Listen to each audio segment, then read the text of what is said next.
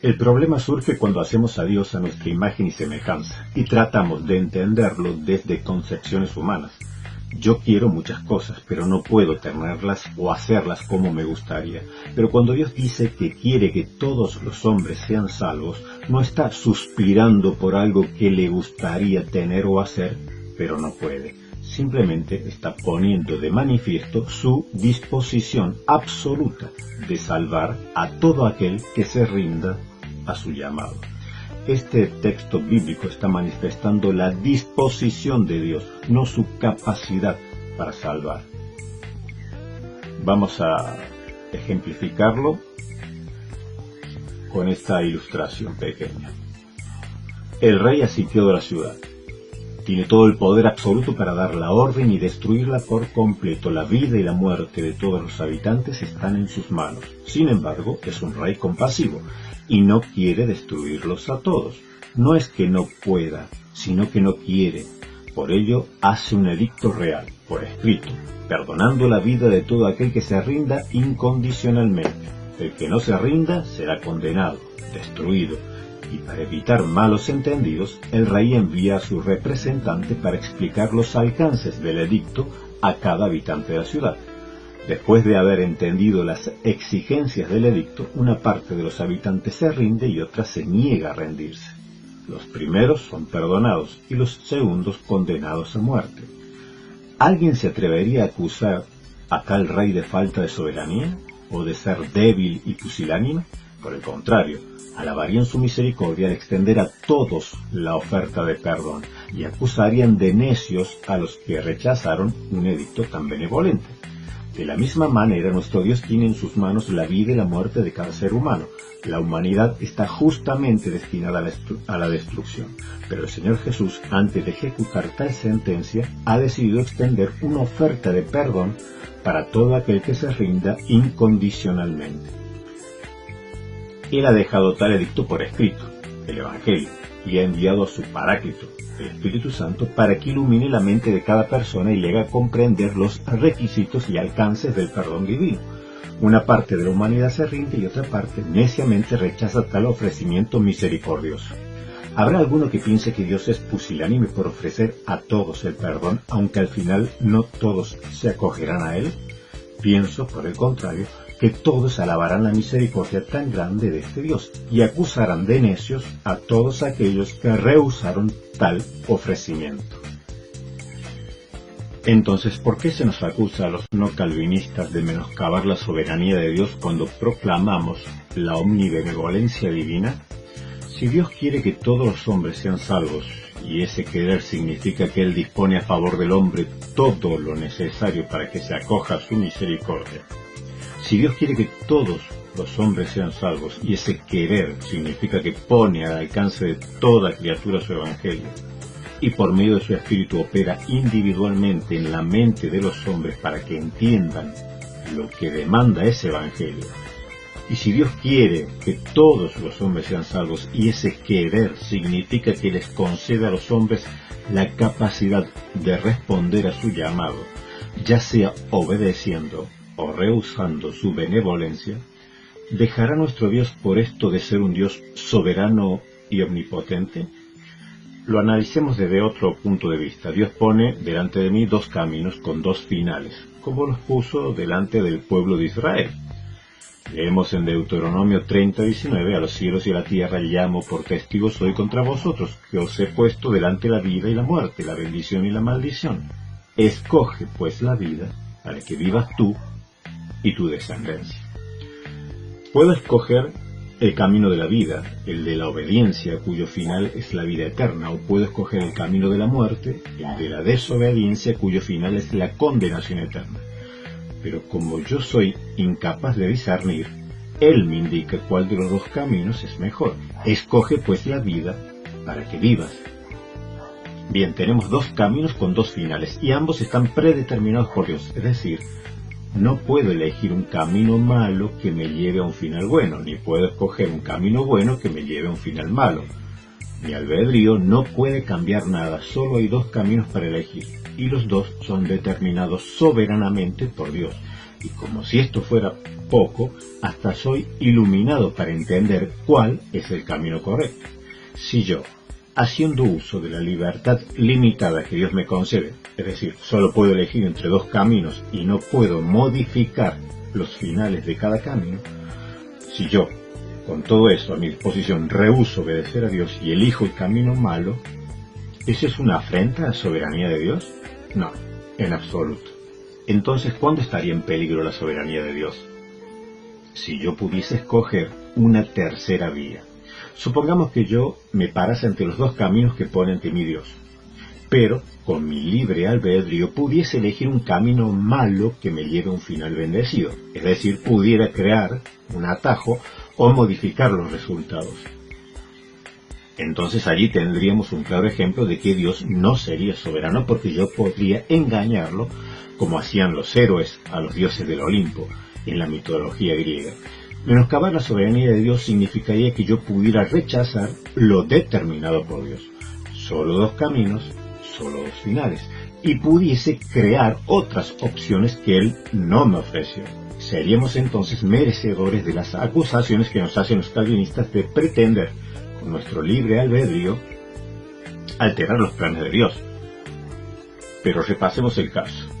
Dios predeterminó solo dos caminos con sus correspondientes finales.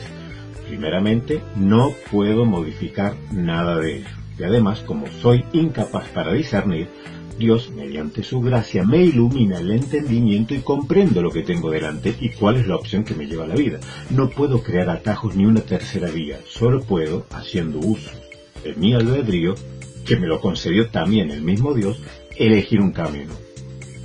Pero como si esto fuera poco, aunque yo escogiera el camino de muerte que lleva a la condenación eterna, no estaría saliéndome de la soberanía de Dios, porque los dos caminos le pertenecen a Él.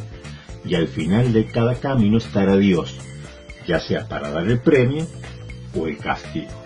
Es decir, si yo rehúso obedecer a Dios en seguir el camino que Él me recomienda, no por eso estoy haciendo a un lado a Dios, porque ambos caminos están en su mano.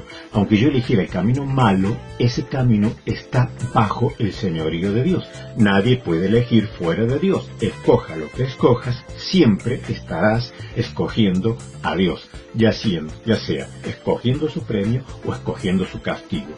Todo es suyo. El camino, el final, el premio, el castigo, la iluminación, el albedrío, todo, absolutamente todo es de Dios. Y nadie puede salirse de los marcos establecidos. Por ello me parece realmente absurda la acusación que nos hacen de menospreciar la soberanía de Dios. Por el contrario, esta doctrina hace de Dios un rey soberano y misericordioso, que por un lado lo predetermina todo, pero siempre deja un margen para la libertad de aquel ser humano que Él creó a su imagen y semejanza.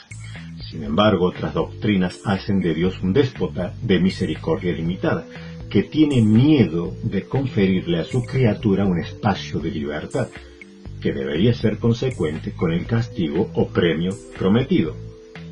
Según nuestra doctrina, si una persona pudiese preguntarle a Dios: Señor, ¿tú quieres que yo sea salvo? La respuesta sería indefectiblemente sí. Te estoy dando todas las oportunidades para que lo seas. Según otras doctrinas tendrías un 50% de posibilidades de que sí y otro 50% de posibilidades de que no.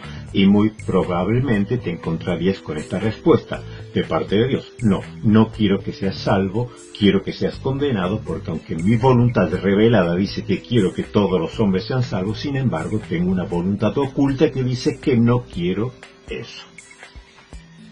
El libre albedrío, más correctamente libre albedrío liberado, no consiste en que yo pueda elegir lo que se me da la gana, sino que entre varias opciones predeterminadas por Dios se me permita elegir una, y esa opción, causa que elija yo libremente, conlleva una consecuencia que no puedo modificar. Por ejemplo, si elijo libremente el camino malo, no puedo elegir libremente cambiar su consecuencia o final, que siempre será la condenación.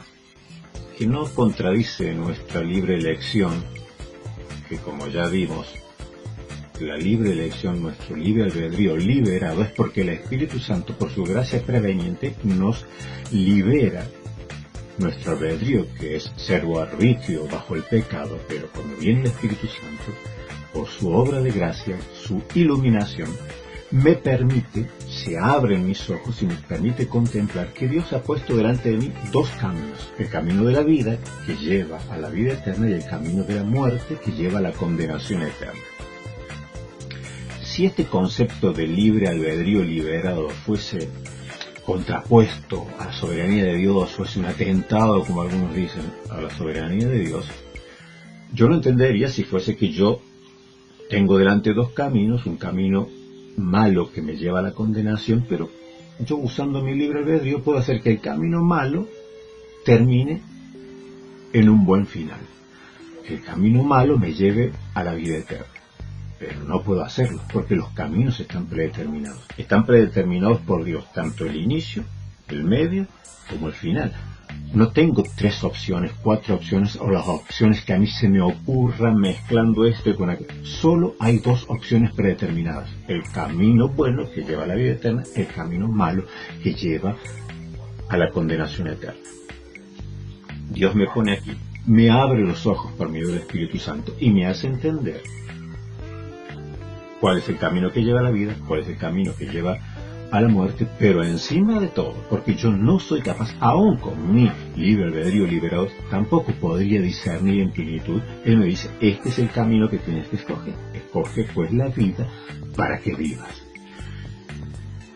Cuando Dios me concede todo esto, equipado con todo esto, ¿cuál es el atentado contra la soberanía de Dios? Si en ese momento a mí, por la disposición divina, porque Dios así lo ha determinado, porque me ha concedido libertad para elegir, puedo elegir la vida o puedo elegir la muerte. Porque escoja lo que escoja, siempre voy a estar escogiendo a Dios, como dijimos recién. Si escojo el camino bueno, al final del camino estará Dios para premiarme con la vida eterna. Si escojo el camino malo, al final estará Dios para premiarme con la condenación eterna, lo que corresponde a cada camino que Él ha predeterminado. Es decir, escoja lo que escoja, siempre yo estaré escogiendo a Dios. No puedo escoger fuera de Dios. Entonces, si el libre albedrío atentara contra la soberanía de Dios, significaría que yo podría escoger fuera de Dios. Pero si yo no puedo elegir fuera de Dios, entonces mi libre albedrío no atenta contra la soberanía de Dios. Es más, mi libre albedrío es un reflejo perfecto de la soberanía de Dios. Glorifica la soberanía de Dios. Porque mi libre albedrío no es que yo pueda escoger lo que yo quiera, sino que yo puedo escoger lo que Dios quiere. Dios quiere que haya 2 caminos. Si hubiera dispuesto 3, hubiera dispuesto 3. Es soberano para hacerlo. Ha dispuesto 2, con 2 finales que no se pueden intercambiar a mi gusto. Yo solo puedo elegir dentro de lo que Dios ha predeterminado. Y aún mi libre albedrío lo ha predeterminado Dios. Por eso Él me tiene que iluminar por medio de su Espíritu Santo. Y como somos tan brutos, nos tiene que decir: este niño, este es el camino que te lleva a la vida eterna. Escoge este, no aquel. Pero si aún así nosotros nos empecinamos a escoger el camino malo, no estaremos escogiendo fuera de Dios, estaremos escogiendo a Dios. ¿Qué estaremos escogiendo a Dios? Su castigo, su juicio, su ira, su condenación. Pero si escogemos la vida, estaremos escogiendo a Dios también.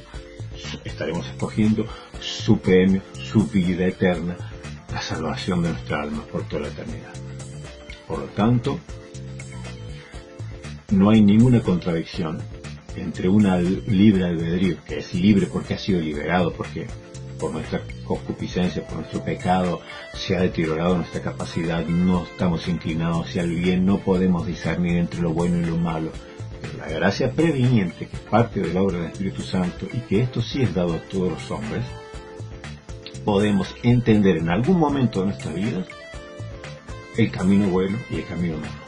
Yo no puedo elegir. Eso es parte del determinismo divino, predeterminismo divino. Yo no puedo elegir el momento en que Dios me va a abrir los ojos por medio de su Espíritu Santo para que entienda, para que vea el camino bueno y el camino malo. Hay personas que 1, 2, 10, 100 veces en su vida Dios les muestra esa realidad. Y posponen, y posponen, y posponen. Y la determinación, o siguen eligiendo obstinadamente el camino malo. Hay otras personas que Dios le da solo una oportunidad en su vida. Eso no lo podemos determinar nosotros. Eso es solamente Dios quien lo determina. ¿Cuántas veces nos va a abrir los ojos ¿En qué momento? No podemos nosotros determinarlo, pero sí es verdad que una vez que Dios nos abre los ojos, que Él ha determinado iluminarnos por su Espíritu Santo, allí nuestro albedrío es liberado y confrontado con una decisión que tenemos que tomar. O rechazamos a Dios, es decir, rechazamos la vida de Dios, o recibimos a Dios recibiendo su vida eterna. Y todo esto está en Cristo, encerrado en Cristo. Bien, esto ha sido todo por hoy. Los espero en el siguiente viaje por la historia de la Iglesia. Y que el Señor les bendiga a todos.